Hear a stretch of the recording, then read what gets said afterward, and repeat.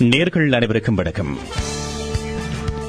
மீண்டும் மற்றொரு சிறப்பு நேர்காணல் போதில் உங்களை சந்திக்கின்றோம். இன்றைய சிறப்பு நேர்காணல் போதில் இலங்கையில் ஈழத்தமிழர்களுடைய அரசியல் பிரதித்துவம் தொடர்பில் தொடர்ச்சியாக சர்ச்சைகள் எழும்பி வருகின்ற ஒரு நிலையிலே இலங்கையிலே ஒரு மாற்று அரசியல் சக்தியை உருவாக்குவதற்கான அல்லது ஒரு கட்டமைப்பை உருவாக்குவதற்கான முயற்சிகள் இடம்பெற்று வருவதாக நாங்கள் அறிந்திருக்கின்றோம். இது தொடர்பாக ஏற்கனவே நாங்கள் பகிர்ந்து கொண்டிருக்கின்றோம். ஈழத்தமிழர்களுடைய அரசியல் பிரதிநிதிகளாக ஈழத்தமிழ் மக்களுடைய வாக்குகளை பெற்று இலங்கை நாடாளுமன்றத்திலே அங்கத்துவம் பெற்றிருக்கக்கூடிய ஒரு கட்சியாக தமிழ் தேசிய கூட்டமைப்பு விளங்குகிறது. 5 கட்சிகளை கொண்ட ஒரு கூட்டமைப்பாக அந்த கட்சி விளங்கி வருகின்ற போதிலும் கூட அந்த 5 கட்சிகளுக்குள்ளேயும் அவ்வப்பொழுது விரிசல்கள் ஏற்பட்டு வருவதையும் சர்ச்சைகள் ஏற்பட்டு வருவதையும் நாங்கள் காலகாலமாக பார்த்து வரக்கூடிய ஒரு விடயமாக இருக்கிறது. 2009ஆம் ஆண்டுக்கு பின்னர் தமிழ் மக்களுக்கான ஒரு ஏக பிரதித்துவம் என்ற கேள்வி தோக்கி நிற்பதை நாங்கள் புலம்பெயர்ந்த தளத்திலும் சரி, ஈழத்தமிழர்களை பிரதித்துவப்படுத்துகின்ற தளத்திலும் சரி நாங்கள் தொடர்ச்சியாக அவதானிக்கக்கூடியதாக இருக்கிறது. இருந்த போதிலும் இந்த சர்ச்சைகளுக்கு மத்தியில் ஒரு கட்டமைப்பாக நாடாளுமன்ற அங்கீகாரத்தை பெற்ற ஒரு கட்டமைப்பாக தமிழ் தேசிய கூட்டமைப்பு இருப்பதை நாங்கள் அவதானிக்கக்கூடியதாக இருக்கிறது. இந்த நிலையில் தமிழ் தேசிய கூட்டமைப்பு ஈழத்தமிழர்களுடைய அபிலாஷைகளை பூர்ணத்துவம் பெற்றதாக பிரதிபலிக்கவில்லை என்ற விமர்சனங்கள் அவ்வப்பொழுது முன்வைக்கப்படுவதையும் பார்த்திருக்கிறோம். அதனுடைய ஒரு அடிப்படையில் தான் தமிழ் தேசிய மக்கள் முன்னணி என்ற ஒரு அமைப்பு தமிழ் தேசிய கூட்டமைப்பிலிருந்து பிரிந்து பின்னர் உருவாக்கப்பட்டதையும் நாங்கள் பார்த்திருக்கின்றோம். இந்த நிலையில் எதிர்வருகின்ற ஒரு சில மாதங்களிலே மீண்டும் இலங்கையிலே நாடாளுமன்ற தேர்தல் நடைபெறும் என்று எதிர்பார்க்கப்படுகின்ற ஒரு சூழ்நிலையில் இலங்கையிலே மைத்ரிபால சிறிசேன தலைமையில் ஒரு புதிய ஆட்சி உருவாகி இருக்கக்கூடிய ஒரு சூழ்நிலையில் இலங்கையில் இந்த புதிய அரசியல் சக்தியை உருவாக்குவதற்கான முயற்சிகள் இடம்பெற்று வருகின்றன. இது தொடர்பாக ஊடகங்களிலே பத்திரிகைகளிலே விளம்பரங்களும் வழங்கப்பட்டு அதற்கான ஆலோசனைகள் பெறுகின்ற ஒரு ஆரம்பகட்ட ஏற்பாடுகள் செய்யப்பட்டிருப்பதாக அறிகிறோம். இந்த விடயத்தை முன்னெடுத்து செல்லுகின்ற ஒருவராக முன்னாள் யாழ் உதயன் மற்றும் கொழும்பு சுடரொலி பத்திரிகைகளுடைய பிரதம ஆசிரியர் நடேசபிள்ளை வித்யாதரன் அவர்கள் விளங்கி வருகின்றார்.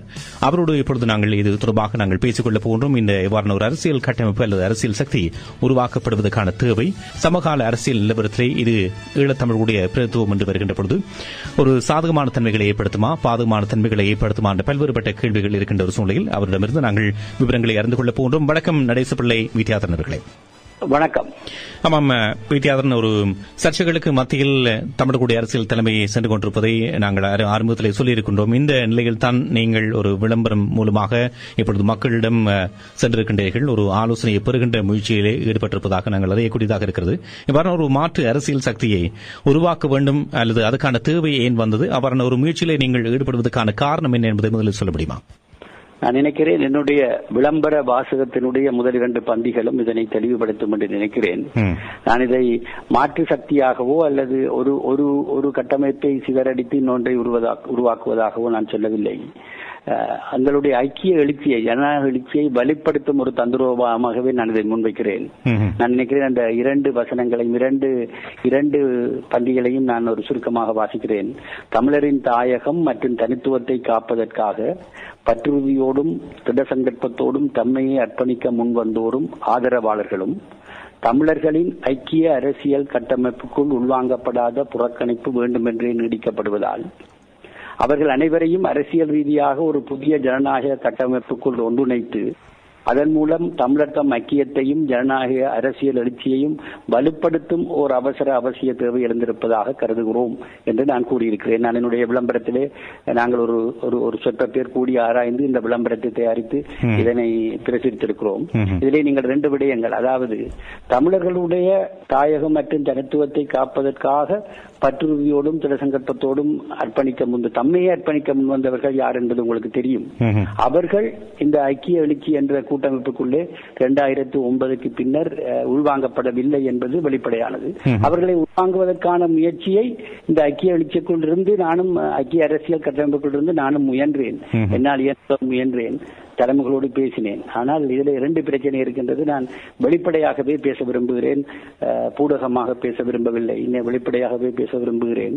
முதலாவது இந்த கட்டமைப்புக்குள்ளே இருக்கிற பிரதான கட்சியான தமிழரசு கட்சி தன்னை இரத்தக்கரைப்படாத கட்சி என்ற ஒரு பேரிலே வளர விரும்புகின்றது. அதை நான் தவறு என்றும் சொல்லவில்லை. அவர்கள் ஆயுத போராட்டத்தை சம்பந்தப்பட்டவர்கள் அல்ல, ஆயுத போராட்ட சக்திகளுக்கு ஆதரவளித்தவர்களே தவிர ஆயுத போராட்டம் இன்னும் கொஞ்சம் இறுக்கமாக சொல்வதென்றால் இறுதி காலகட்டத்திலே ஆயுத போராட்ட சக்திகளுக்கு பின்னாலே தங்களுடைய பயணத்தை அவர்கள் வழியில் தொடர்ந்தவர்கள் என்று சொல்லலாம். ஆனாலும் அவர்கள் இந்த இரத்தக்கரை படைந்த கைகள் என்று கூறுகின்ற இந்த போராளிகளை, முன்னாள் போராளிகளையும் அவருடைய ஆதரவாளர்களையும் உள்வாங்குவதிலே ஒரு மெத்தன போக்கை கடைபிடித்து வருகிறார்கள். இதற்கு காரணங்கள் பல இருக்கலாம். என்னை பொறுத்தவரை ஒரு பார்வையாளனாக, ஒரு கட்சி சாராதவனாக இதை கூறுவதானால் 2-3 விடயங்கள். ஒன்று, அவர்களுடைய எஜமானர்கள் அல்லது கோட்ஃபாதர் அல்லது அவருடைய ஞான தந்தைகள் வேறு தேசங்களில் இருக்கிறார். அவர்களை சீட்டப்படுத்துவதில் இவர்களுக்கு தமிழரசு கட்சியோ அல்லது அந்த மிதவாத தலைமைகளுக்கோ அவ்வளவு விருப்பமில்லை. அவர்களிலே தங்கி அரசியல் நடத்துகின்ற அவர்களுக்கு விருப்பமில்லை. அதனால் அவர்களை உள்வாங்கவில்லை. இதே வேளையிலே இன்னும் 2-3 நியாயமான காரணங்கள் இருக்கின்றன. அது நியாயமா அல்லது அநியாயமா என்பது எனக்கு தெரியவில்லை.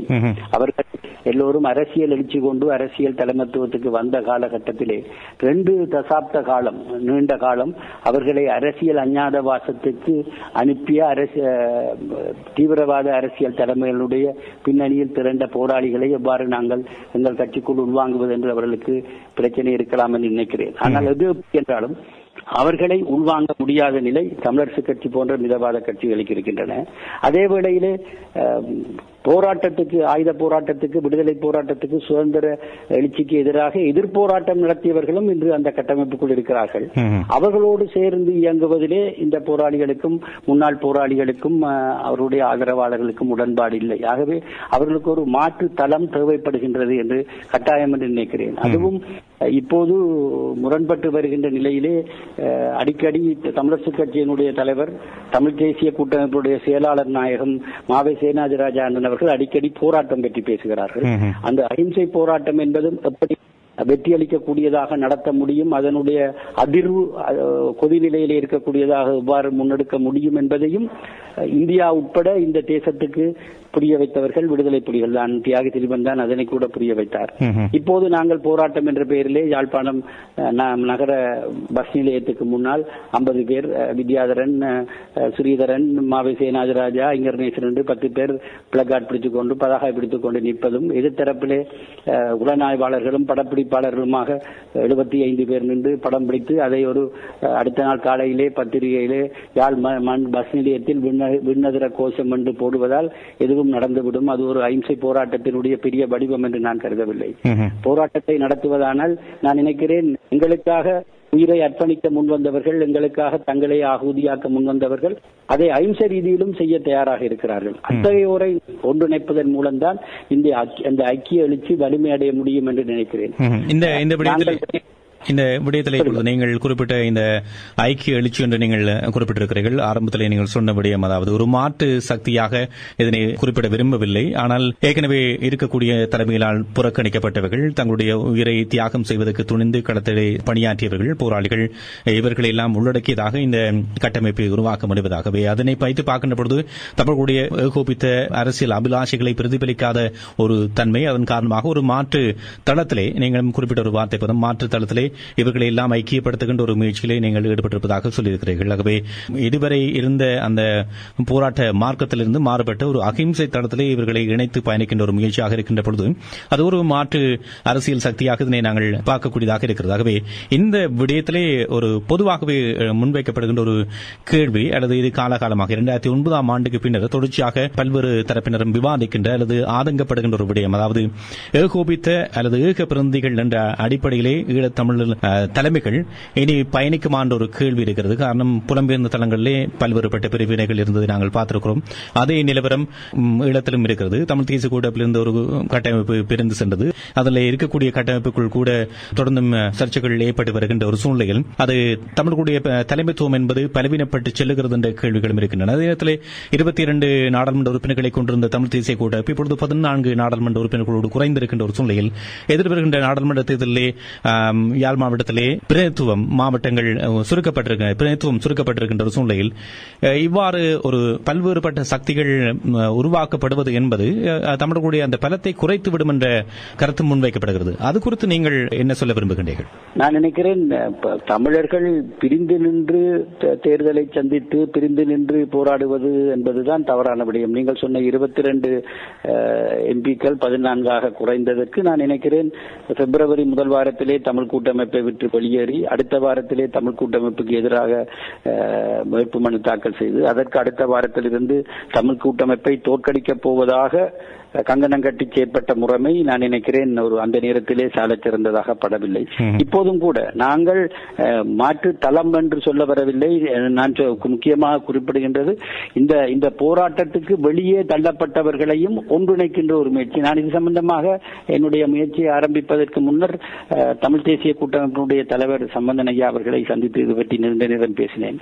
அவர் என்னிடம் ஒரு விடயத்தை சொன்னார். தம்பி வித்யாதரன், ஐக்கியம் முக்கியம், அதை நாங்கள் சிதறடிக்க முடியாது என்று சொன்னார். நான் சொன்னேன், ஐயா ஐக்கியம் முக்கியம், ஆனால் முக்கியமானவர்களை வெளியே விடுவதற்கு ஐக்கியம் என்ற திரை பயன்படுத்தப்படக்கூடாது என்று தெளிவாக சொன்னேன்.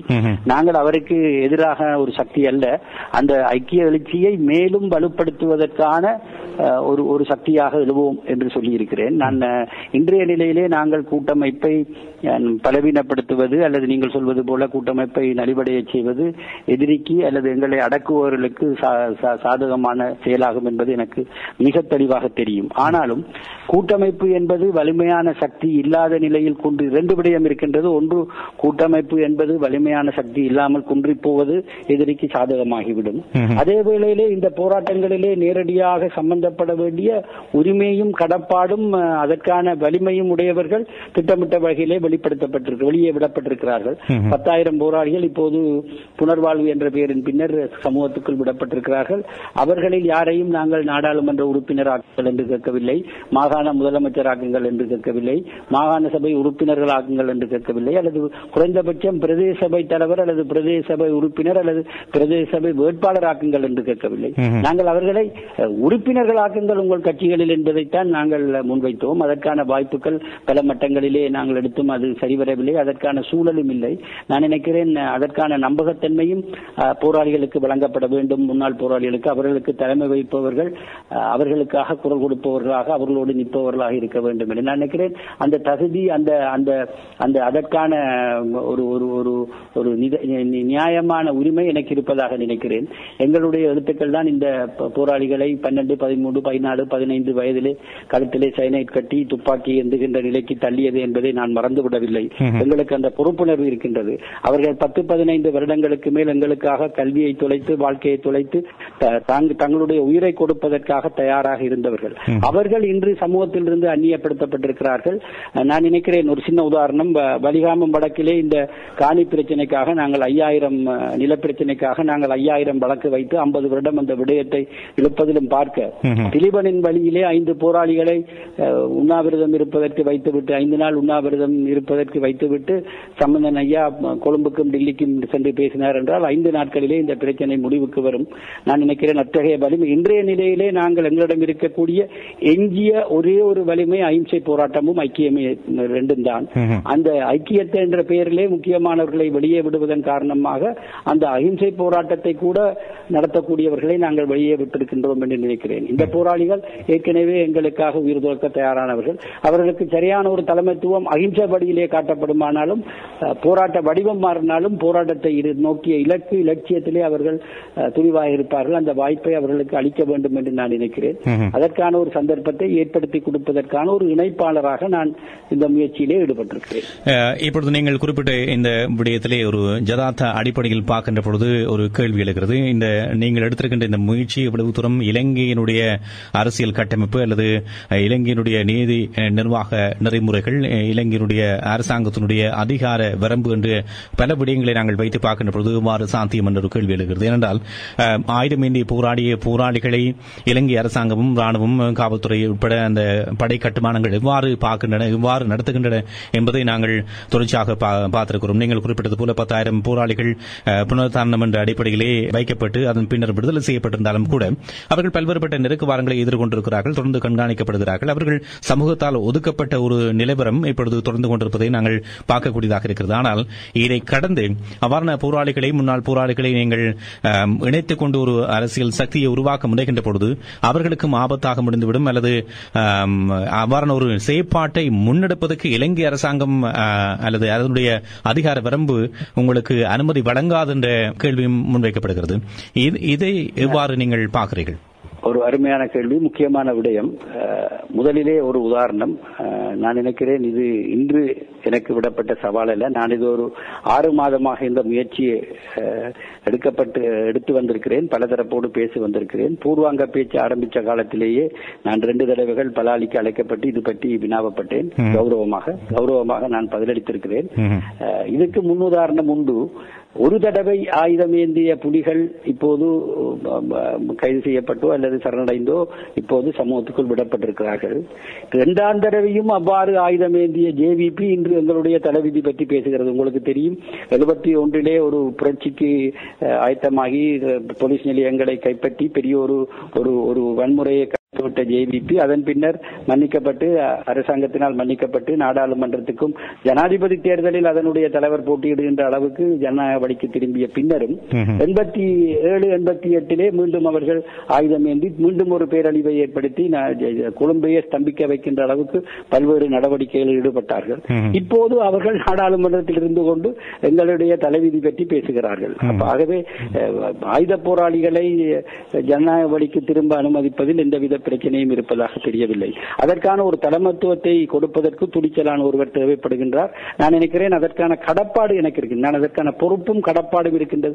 தகுதி இருக்கின்றதா என்பது 2வது விடயம். ஆனால் பொறுப்பும் கடப்பாடும் என் போன்றவர்கள் புலிகளோடு நின்று அந்த போராட்ட காலத்திலே அதை வழிமொழிந்து பத்திரிகையிலே எழுதிய துணிச்சலோடு நின்று எங்களை போன்றவர்கள் எங்களுடைய துணிச்சலை காட்ட வேண்டிய நேரம் மீண்டும் வந்திருக்கிறதாக நான் நினைக்கிறேன். அதற்காகத்தான் இந்த முயற்சியை நான் ஆரம்பித்திருக்கிறேன். ஆகவே ஒன்று. 2வது, இந்த போராளிகளை அவர்கள் ஒரு இலட்சிய வேட்கையோடு இலட்சிய வீரியத்தோடு வந்தவர்களை தொடர்ந்தும் அவர்களுடைய லட்சியம் நோக்கிய தங்களுடைய மாண்புகளை அவர்கள் ஜனநாயக வழியிலே வெளிப்படுத்துவதற்கு வாய்ப்பளிக்காமல் அவர்களே தனித்து விடுவது என்பது அரசாங்கத்துக்கு மிகுந்த ஆபத்தான விடயம் என்பதை என்னை விசாரணை செய்த உயர் அதிகாரிடம் நான் விளங்கப்படுத்தி இருக்கிறேன். அவர்களுக்கு அந்த சரியான அவர்களுடைய கருத்துக்களை அவர்கள் வெளிப்படுத்தி தங்களை வெளிப்படுத்தி நிற்பதற்கான ஒரு வாய்ப்பை நாங்கள் கொடுக்காமல் விட்டால் அவர்கள் மீண்டும் ஆயுதம் ஏந்தக்கூடிய வாய்ப்புக்கான சந்தர்ப்பங்கள் அதிகம் இருக்கின்றது என்பதும் அவர்களுக்கு புரிய வைத்திருக்கிறேன். அது தவிரவும் இத்தகைய முயற்சிகளை ஈடுபடும் போது வரக்கூடிய ஆபத்துக்களை எதிர்கொள்ள வேண்டிய தயார் நிலையில் தான் நான் இதனை எதிர்கொள்கிறேன். நிச்சயமாக இதனால் பிரச்சனைகள் வரலாம், சிக்கல்கள் வரலாம், அரசியல் தலைமைகள் விரும்பாமல் போகும். வெளியிலிருந்து மாத்திரமில்லை, தமிழர் தரப்பிலிருந்துமே இன்று நேற்று ஒரு பத்திரிகையிலே, தினக்குரல் பத்திரிகையிலே ஒரு செய்தி வந்திருந்தது. ஒரு கிழக்கு மாகாண சபை உறுப்பினர் ஒருவர் ஒரு அறிக்கை விட்டிருக்கிறார். நகரசபை உறுப்பினர் ஒருவர், தற்போது தமிழ் மக்களின் பிரதிநிதிகளாக செயற்பட்டு வரும் தமிழ் தேசிய கூட்டமைப்புக்கு மாற்றாக அல்லது சமாந்தரமாக மாற்று தலைமை ஒன்று ஒரு சிலர் நிறைவுடன் நினைப்பது கடந்த கால வரலாற்றிலிருந்து கூட நாம் பாடம் படிக்க தயாராக இல்லை என்பதை காட்டுகிறது. அது தற்கொலைக்கு ஒப்பானது என்று சொல்லியிருக்கிறார். ஜனநாயக வழியிலே ஒரு புதிய அமைப்பு தோன்றுவது என்பது தற்கொலைக்கு ஒப்பான நிலை என்று சொல்லுகின்ற ஒரு எதேச்சாதிகார நிலையை நோக்கி நாங்கள் நகர்வோமானால் எங்களுடைய அரசியல் தலைமைகள் தவறிழைப்பனவாக மாறிவிடும். இது போன்ற பிரச்சனைகள் நான் நினைக்கிறேன் தமிழ் கூட்டமைப்பு தரப்பிலிருந்தும் சில தரப்புகளிலிருந்தும் வரக்கூடும் என்று நினைக்கிறேன். இந்த எழுச்சியோ தங்களுக்கு சவாலாகிவிடும் என்று கருதுபவர்கள் அத்தகைய அர்த்தங்களை கற்பிப்பார்கள். இதெல்லாம் நாங்கள் எதிர்கொள்ள வேண்டிய பிரச்சனைகள் என்று நினைக்கிறேன் இந்த விடயத்தை நாங்கள் முன்னெடுக்கின்ற போது. ஆனால் நிச்சயமாக இந்த போராளிகளுடைய திடசங்கற்பம், பற்றுறுதி, அர்ப்பணிப்பு இவற்றை முன்வைத்து ஒரு கட்டுறுதியான அமைப்பை நாங்கள் வெளிப்படுத்துவோம் என்ற நம்பிக்கை எனக்கு உண்டு. இந்த நிலையில் நான் கேட்ட கேள்விக்கு நீங்கள் அளித்த விளக்கம், அதாவது இந்த போராளிகளை இணைத்துக் கொண்டு செய்யப்படுவதன் மூலமாக அதற்கான ஒரு களம், சாதகமான களம் இருக்குமா, அனுமதி வழங்கப்படுமா, அவர்கள் ஆபத்தை எதிர்கொள்ள மாட்டார்கள் என்ற விடயத்துக்கு நீங்கள் விளக்கம் அளித்திருக்கிறீர்கள். ஒன்று, ஜேவிபி செய்வதாக இருந்தால் அது அனுமதிக்கப்பட்டிருக்கிறது. ஆகவே ஏன் தமிழ் போராளிகளுக்கு அவ்வாறான ஒரு களம் அமைக்க அனுமதிக்க கூடாது என்ற கேள்வியை நீங்கள் சொல்லியிருக்கிறீர்கள்.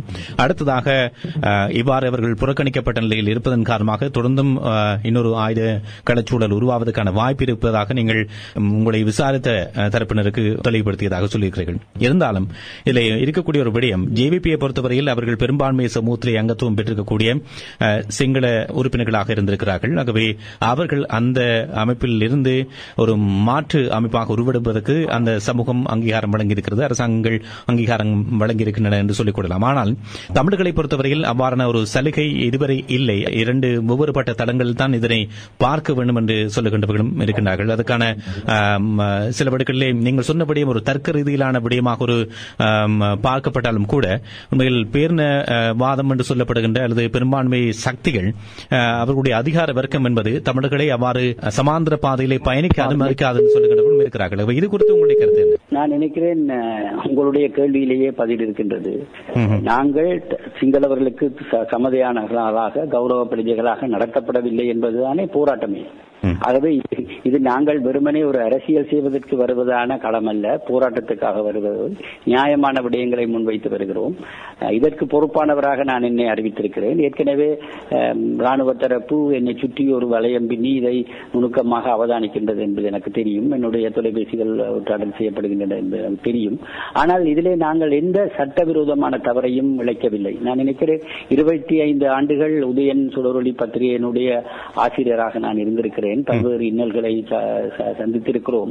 ஆனால் சட்ட ரீதியாக எனக்கு எதிராக இப்போது உதயனுடைய நிலைமை சட்ட ரீதியான பல வழக்குகள் இருக்கலாம். ஆனால் நான் ஆசிரியராக இருந்த காலம் வரை எந்த வழக்குகளுமே எங்கள் மீது மிக உச்சமான கொடூரமான பிடிக்குள் இருந்த காலத்தில் கூட எங்களுக்கு எதிராக சட்ட ரீதியான நடவடிக்கைகளை எடுக்க முடியவில்லை. சட்டவிரோதமான முறையிலே கொண்டறிந்தார்கள், மோமுடி அணிந்து வந்து சுட்டுத் தள்ளினார்கள், எங்களுடைய செய்தியாளர்களை மறைந்திருந்து கொன்றார்கள், எங்களுடைய களஞ்சியங்களை எரித்தார்களே தவிர சட்ட ரீதியாக ஒரே ஒரு தடவை எங்களுடைய அலுவலகத்தை சீல் வைத்தார்கள். அதையும் நாங்கள் 6 வாரத்துக்குள்ளே நீதிமன்றத்திலே அணுகி நீதிமன்றம் மூலம் அந்த சீல் வைப்பு உத்தரவு தவறானது என்பதை நிரூபித்து எங்களை விடுவித்துக் கொண்டோம். ஆகவே சட்ட ரீதியாக எங்களுக்கு எதிராக இந்த நடவடிக்கையும் அந்த உச்ச போராட்ட காலத்திலேயே ஆயுத போராட்ட காலத்திலேயே இலங்கை அரசால் எடுக்க முடியவில்லை. இந்த விடயத்தில் கூட சட்ட ரீதியாக எந்த நடவடிக்கையும் அவர்கள் எடுக்க முடியாதவாறு நாங்கள் சட்டத்திற்கு அமைவாக அதே நேரத்திலே ஜனநாயக எழுச்சியாக இதை எதிர்கொள்வோம். நான் நினைக்கிறேன் ஆயுத போராளிகள் ஜனநாயக வழிக்கு திரும்புவதை தென்னிலங்கை நீங்கள் சொல்லுகின்ற அந்த அடக்குமுறையாளர்களும் ஒரு நல்ல முயற்சியாகவும் தங்களுக்கு சாதகமானதாகவும் பார்க்க வேண்டுமே தவிர மற்ற பக்கத்தில் பார்க்க மாட்டார்கள் என்று நினைக்கிறேன். இது இத்தகைய அச்சுறுத்தல் இருப்பதான ஒரு நிலைமையை புரிந்து கொண்டவர்கள் தான் இந்த போராளிகள். இதிலும் விட மோசமான அச்சுறுத்தல்களை எதிர்கொண்டவர்கள். இதை அச்சுறுத்தலை காட்டி எங்களை பின்னடைவுக்கு தள்ளுவது என்பது நான் நினைக்கிறேன் தென்னிலங்கையிலும் பார்க்க தமிழர் தரப்பிலிருந்து கூடுதலாக வரக்கூடும். ஆனால் நான் நினைக்கிறேன் இதை நாங்கள் துணிச்சலாக கடந்து தாண்டி வர முடியும். அரசியல் தலைவர்கள் என்பவர்கள் நியாயத்திற்காக, உரிமைக்காக, நேர்மைக்காக தங்களுடைய கடமையை ஆற்றுபவர்களாக இருக்க வேண்டுமே தவிர நியாயமற்ற அச்சுறுத்தல்களுக்கு பயந்து ஒதுங்குபவர்கள் தங்களை அரசியல் தலைவர்களாகவோ அரசியல் வழிகாட்டிகளாகவோ காட்டிக்கொள்வது என்பது அர்த்தமற்றது. இலங்கை அரசாங்கம் அனுமதிப்பதை மாத்திருந்தால் நாங்கள் செய்வது என்றால் இது ஒரு பொருத்தமான விடயமா இருக்காது. அவர்கள் போடுகின்ற பிச்சையை ஏற்றுக்கொள்வதாகத்தான் இருக்கும் என்று நினைக்கிறேன். ஆகவே இதிலே நாங்கள் தெளிவாக இருக்கிறோம். நாங்கள் இதை தாண்டி வெளியே வருவோம் என்ற நம்பிக்கை எங்களுக்கு இருக்கின்றது. ஆமாம், இந்த நீங்கள் எடுத்திருக்கக்கூடிய இந்த ஒரு மாற்று அரசியல் சக்தியை ஏற்கனவே இருக்கக்கூடிய தலைமைகளால் புறக்கணிக்கப்பட்டவர்களை உள்ளடக்கியதாக தங்களுடைய உயிரை துச்சமென மதித்து போராட்ட கடத்தலை குறித்தவர்களையும் இணைத்துக் கொண்டு பயணிக்கின்ற ஒரு முயற்சியாக இந்த விடயம் இருப்பதாக நீங்கள் குறிப்பிட்டிருந்தாலும் கூட ஒரு தெளிவுபடுத்தலுக்காக இந்த விடயத்தை இன்னொரு கோணத்திலே முன்வைக்க விரும்புகின்றனர். ஆகவே பல்வேறுபட்ட சந்தேகங்களை அல்லது விவாதங்களை உருவாக்கி இருக்கக்கூடிய விடயமாக உங்களுடைய இந்த அணுகுமுறை பார்க்கப்படுகிற நிலையில் ஒரு தெளிவை பெற்றுக் கொள்ளலாம் என்று நம்புகிறோம். நீங்கள் எடுத்திருக்கக்கூடிய இந்த முயற்சி என்பது இப்பொழுது இருக்கக்கூடிய ஒரு ஆட்சி மாற்றத்தின் கீழ் ஒரு சர்வதேசத்துக்கு ஆதரவான குறிப்பாக மேற்குலக சார்பு அரசாங்கம் அங்கே உருவாகி இருக்கிறது. ஏற்கனவே ஜனநாயகத்துக்கு பெரும் நெருக்குவாரத்தை கொடுத்து வந்த மஹிந்த ராஜபக்ஷ அரசாங்கம் அகற்றப்பட்டிருக்கக்கூடிய ஒரு சூழ்நிலையில் ஜனநாயகத்துக்கான வாய்ப்புகளை உருவாக்கக்கூடிய ஒரு இடைவெளி உருவாகி இருக்கிறது என்று கருதப்படுகின்ற சூழ்நிலையில் நீங்கள் இந்த காலகட்டத்தை தெரிவு செய்திருப்பதாகவும் அதே நேரத்திலே குறுக்கிடுவதற்கு மன்னிக்கவும், இந்த முயற்சி 6 மாதத்துக்கு முன்னரே ஆரம்பிக்கப்பட்டது. இது பற்றி இலங்கையினுடைய பாதுகாப்புத்துறையின் உயர் அதிகாரிகள் என்னை சமன் பண்ணி அழைத்து இது பற்றி விசாரித்த போது நான் அவர்களுக்கு இதை பற்றி சொன்னேன். இன்னொரு விடயத்தை வார்த்தையும் சொன்னேன். இப்போது நீங்கள் தேர்தலுக்கு தயாராகி வருகிறீர்கள். இப்போது நாங்கள் இந்த முயற்சியை ஆரம்பிப்போமானால் தென்னிலங்கையிலே நீங்கள் போய் இந்த புலிகள் திரளுகிறார்கள், ஆகவே மஹிந்த ராஜபக்ச மீண்டும் ஆட்சிக்கு வந்தால் தான் புலிகளை கட்டுப்படுத்த முடியும் என்ற ஒரு செய்தியை நீங்கள் சொல்லுவீர்கள். அது தமிழருக்கு பாதுகாப்பானதாக இருக்காது. ஆகவே நாங்கள் இந்த முயற்சியை தேர்தல் வரையும் தொடங்குவதை தாமதப்படுத்துகின்றோம் என்று அவர்களுக்கு பிடிக்காத தொனியிலேயே நேரடியாக கூறினேன்.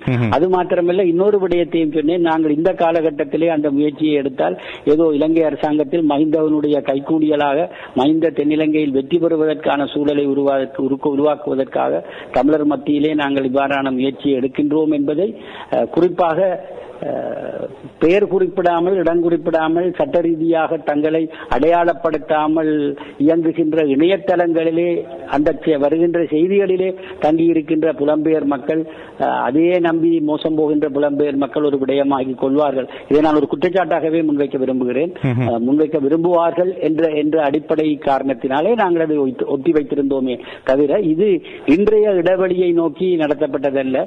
என்னுடைய புத்தகம் நவம்பர் மாதத்தில் வெளிவந்த காலகட்டத்திலேயே இதற்கான முயற்சிகளை நான் ஆரம்பித்து விட்டேன். போராளிகளோடு தொடர்பு கொண்டேன். நீங்கள் சொன்னபடி பலாலிக்கு நான் அழைக்கப்பட்டதும், உங்களுக்கு நான் கூறியபடி பலாலிக்கு நான் அழைக்கப்பட்டதும் விசாரிக்கப்பட்டதும் முன்னே ஆட்சி காலத்திலே.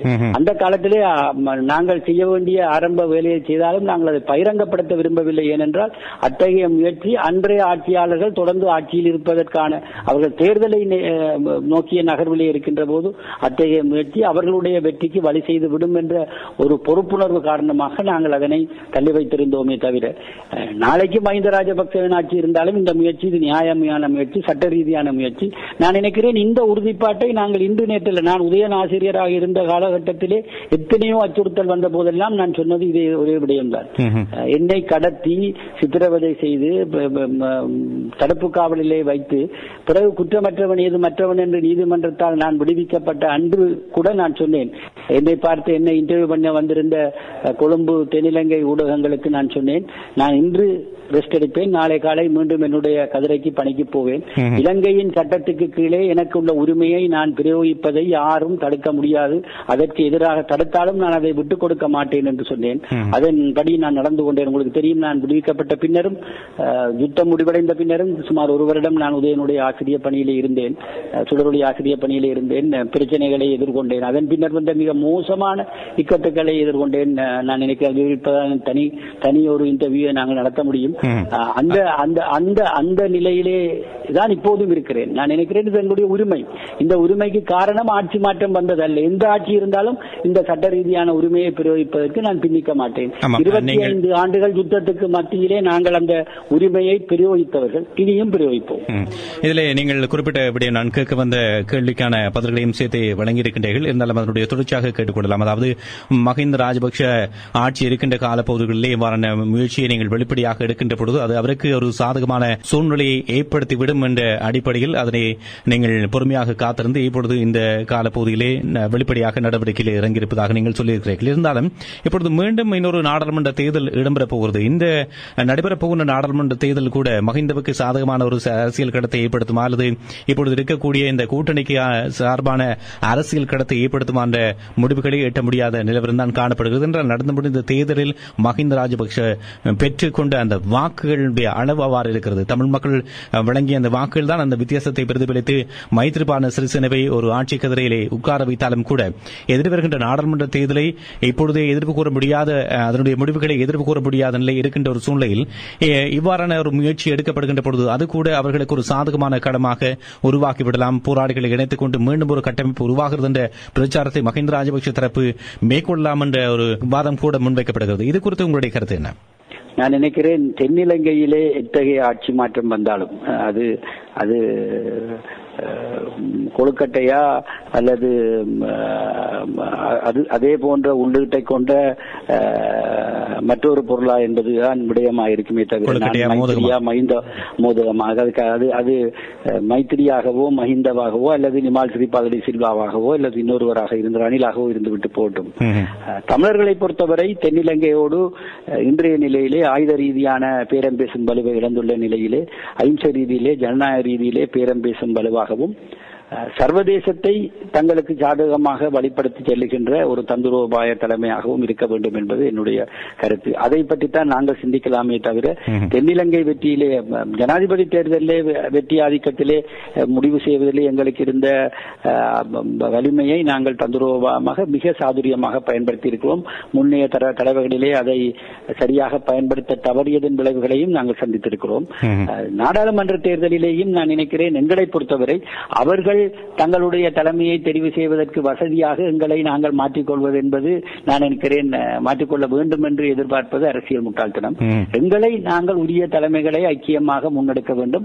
நான் நினைக்கிறேன் தமிழர்கள் ஐக்கியமாக தமிழருடைய தேசியத்தை பிரதிபலிக்கின்ற ஒரு தெரிவை செய்வதற்கு இடைஞ்சலாக அல்லது முரணாக நாங்கள் இருக்க மாட்டோம். அதற்கு ஊக்குவிக்கும் சக்தியாகவே நாங்கள் இருப்போம் என்பதை மட்டும் இப்போதைய கட்டத்திலே நான் கூறி வைக்க விரும்புகிறேன். அதை ஒரு பிளவாக அல்லது அந்த தவறை நான் நினைக்கிறேன் என்னை பொறுத்தவரை தமிழ் மக்கள் தேசிய ஐக்கிய தேசிய முன்னணி எங்களுடைய ராஜேந்திரகுமார் பொன்னம்பலம் அவருடைய கட்சியினுடைய கொள்கைகள், கோட்பாடுகள், போக்குகள், அவருடைய நிலைப்பாடுகள் மிக மதிக்கத்தக்கவை. நான் நினைக்கிறேன் என்பவர்களால் கூட அத்தகைய நிலைப்பாட்டை உயர்ந்தபட்ச நிலைப்பாட்டை கொள்கை நிலைப்பாட்டை எடுக்க முடியாது என்பது யதார்த்தமானது என்பதை ஒப்புக்கொள்கிறேன். ஆனால் அவர்கள் அணுகிய அணுகுமுறை என்பது ஒட்டுமொத்த தமிழினத்துடைய அன்றைய நிலைப்பாட்டை குழப்புவதாக இருக்கின்றது. அந்த தேர்தலிலே அவர்கள் போட்டியிட்டதன் மூலம் தமிழ் தேசிய கூட்டமைப்பு ஓர் ஆசனத்தை இபிடிபியிடம் தாரை பார்க்கின்ற நிலைமைதான் இங்கே யாழ்ப்பாணத்தில் ஏற்பட்டது. ஆகவே தந்திரோபாயமாக விடயங்களை அணுகியிருக்க வேண்டும். அது நான் நினைக்கிறேன் ஏற்கனவே உதாரணம் நாங்கள் சொல்லுகின்ற உதாரணம் உண்டு. நீங்கள் தமிழீழ விடுதலை புலிகளுடைய போராட்டத்தை எடுத்து பாருங்கள். 70களுடைய நடுப்பகுதியை தாண்டி அவர்கள் ஒரு இயக்கமாக காலூண்டி விட்டார்கள். ஆனாலும் 77 தேர்தலிலும் 83 கலவரத்துக்கு பின்னரும் கூட தமிழர்களுடைய தலைமையாக தமிழர் விடுதலை கூட்டணி தொடர்ந்து நீடிப்பதை அவர்கள் குழப்பாமல் இருந்தார்கள். தாங்கள் ஒரு விசாலமான தமிழர்களை வழிப்படுத்தக்கூடிய ஒரு சக்தியாக உருவெடுக்கும் வரை அவர்கள் இருக்கின்ற ஒரு சக்தியை, ஒரு ஐக்கிய எழுச்சியை சிதைவடையும் வெளிப்படையான முயற்சிகளிலே அவர்கள் ஈடுபடவில்லை என்பது வெளிப்படையானது. நாங்களே நினைக்கிறேன் நாங்கள் இப்போது வலிமையான சக்தியாக உருவெடுத்தாலும் கூட இன்றைய நிலையிலே தமிழருடைய ஐக்கிய சக்தியாக இருக்கின்ற தமிழ் தேசிய கூட்டமைப்பை நலிவுபடுத்துகின்ற இலக்கை நோக்கி உடனடியாக நாங்கள் நகரக்கூடாது என்பது என்னுடைய வெளிப்படையான கருத்து என்பதை சொல்லி வைக்க விரும்புகிறேன். அவர்களை ஊக்குவிக்கின்ற அல்லது அவர்களுக்கு தேர்தலிலே அவர்களுடைய வலிமையை மேலும் வலுப்படுத்தி தீர்மானிக்கின்ற ஒரு சக்தியாக நாங்கள் உருவெடுக்க முடியும். அதற்கான வாய்ப்பு கூட உடனடியாக இருக்கும் என்று நான் நினைக்கவில்லை. ஒரு இது போன்ற கட்டமைப்பு நான் தலைமை வகிக்கவில்லை. நான் ஒரு ஏற்பாட்டாளர் மட்டுமே. போராளிகளை ஒன்றிணைத்து அவர்களுடைய கருத்துக்களை உள்வாங்கி பெயர் வைப்பதிலிருந்து அதனுடைய கட்டமைப்பு வரை அவர்களுடைய கருத்துக்களை பிரதேச ரீதியாக ஒன்றிணைத்து பின்னர் தேசிய ரீதியாக தமிழ் தேசிய ரீதியாக ஒன்றிணைத்து அமைக்க வேண்டும். அது ஒரு சுலபமான விடயம் அல்ல. அதற்கு ஒரு நீண்ட காலம் தேவைப்படும். நாங்கள் உடனடியாக தேர்தல்களை இலக்கு வைத்து நாங்கள் பங்கு பெற்றுவதான ஒரு இலக்கை வைத்து நாங்கள் நகரவில்லை. இருக்கின்ற தேர்தல்களிலே சரியான சக்திகளுக்கு ஆதரவு ஒத்துழைப்பு தரக்கூடிய விடயங்களை நாங்கள் முன்வைப்போம். நான் அதனை சம்பந்தனையாவுக்கும் நேரடியாக கூறியிருக்கிறேன். ஒரு சிறிய இடைவெளி எடுத்துக்கொண்டு பேசிக் கொள்ளலாம் என்று நம்புகின்றேன் வித்யாதரன். அப்படியே இணைப்பில் இருங்கள். ஒரு சிறிய இடைவெளி எடுத்துக்கொண்டு நாங்கள் தொடர்ந்து பேசிக்கொள்வோம்.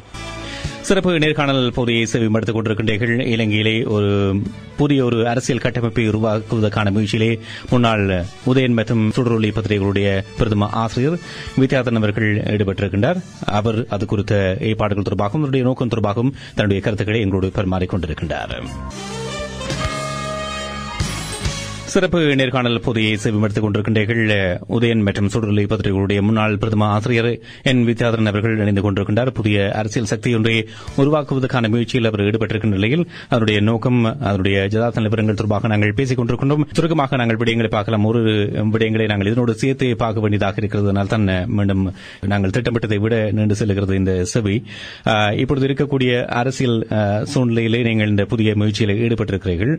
இருந்தாலும் நீங்கள் ஆரம்ப கட்டத்திலே இருந்தாலும் கூட ஏற்கனவே நீங்கள் சுட்டிக்காட்டியது போல தமிழ் தேசிய மக்கள் முன்னணி அதிகபட்ச உச்சபட்ச ஒரு நிலைப்பாட்டை வெளிப்படுத்தி வருகிறது. அந்த துணிச்சலான அந்த நிலைப்பாட்டை உங்களால் கூட பிரதிபலிக்க முடியுமா என்ற ஒரு கேள்வியையும் நீங்கள் முன்வைத்திருக்கிறீர்கள். இந்த நிலையில் இப்பொழுது உங்களுடைய கட்சி ஆரம்பிக்கப்படுகின்ற பொழுது அடிப்படையில் ஒரு வரையறை நீங்கள் செய்திருப்பீர்கள் என்று நம்புகிறோம். அது எவ்வாறான அரசியல் அபிலாஷைகளை ஈழத்தமிழுடைய அரசியல் அபிலாஷைகளை பிரதிபலிக்கின்ற கட்சியாக கட்டமைப்பாக உருவாக்கப்பட போகிறது? நான் நினைக்கிறேன், நான் ஏற்கனவே உங்களுக்கு கோடி காட்டியிருக்கிறேன். நான் ஒரு ஏற்பாட்டாளர் மட்டுமே. நான் வரையறைகளை செய்து கொண்டு அதற்குள்ளே முன்னணிக்கு வைக்கவில்லை. நான் இப்போது பிரதேச ரீதியாக முன்னாள் போராளிகளை சந்தித்து வருகிறேன், அவர்களுடைய ஆதரவாளர்களை சந்தித்து வருகிறேன். ஏற்கனவே இந்த கட்டமைப்புக்குள் உள்வாங்கப்படாமல் சிதறவிடப்பட்ட பல தலைவர்களை சந்தித்து வருகிறேன்.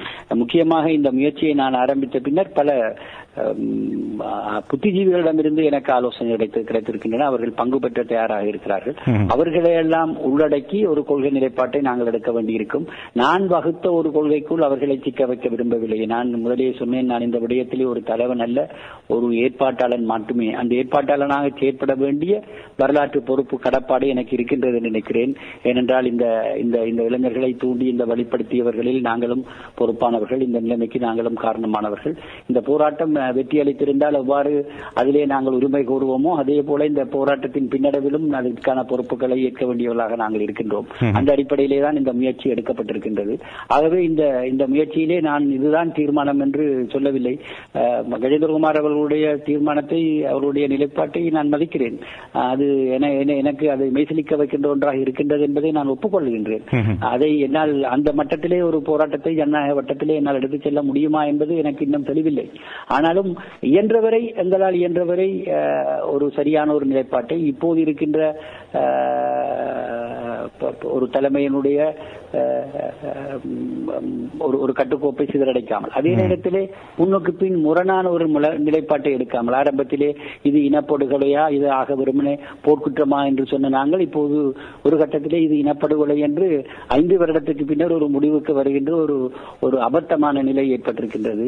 நான் நினைக்கிறேன், சில சமயங்களிலே நாங்கள் எங்களுடைய வழக்கிலே எங்களுடைய பக்கத்து சட்டத்தரணிக்கு பதிலாக எதிர்த்தரப்பு சட்டத்தரணிகளையும் எங்கள் தரப்பில் இணைத்துக் கொண்டு செயற்படுவது போன்ற ஒரு நிலைமையை ஏற்படுத்தியது கொள்கை நிலைப்பாட்டிலே.